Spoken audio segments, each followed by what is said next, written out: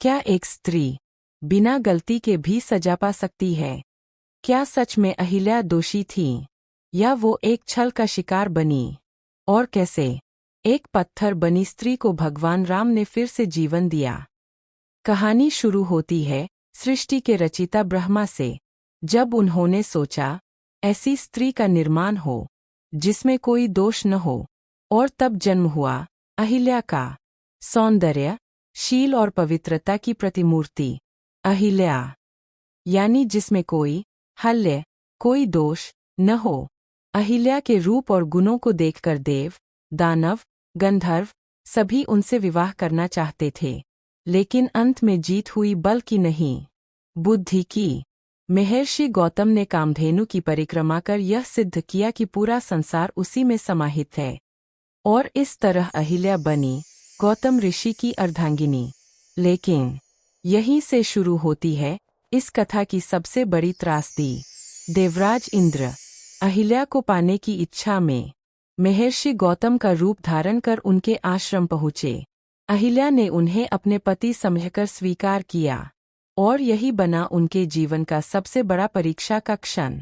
जब सत्य सामने आया तो महर्षि गौतम क्रोधित हो उठे।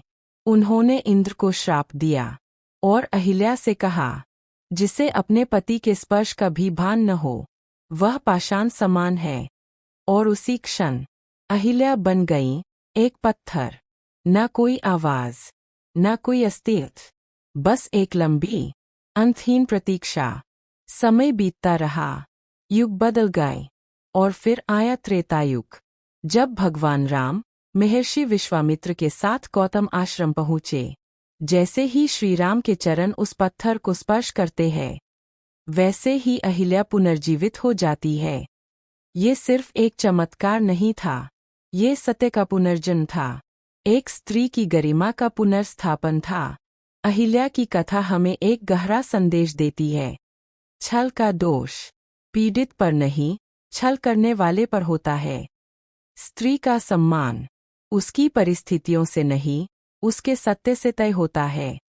कभी कभी जीवन हमें पत्थर बना देता है। माना जाता है कि बिहार के दरभंगा जिले में स्थित अहिल्या स्थान वही पवित्र जगह है जहां भगवान राम ने अहिल्या का उद्धार किया था। अहिल्या की कहानी हमें याद दिलाती है, दोष से नहीं, धैर्य से पहचान बनती है। अगर आपको यह कथा पसंद आई तो वीडियो को लाइक करें, शेयर करें, फॉलो और एंड ऐसे सब्सक्राइब ही करें। अद्भुत ओम रहस्यों के शांति। लिए चैनल को सब्सक्राइब जरूर करें।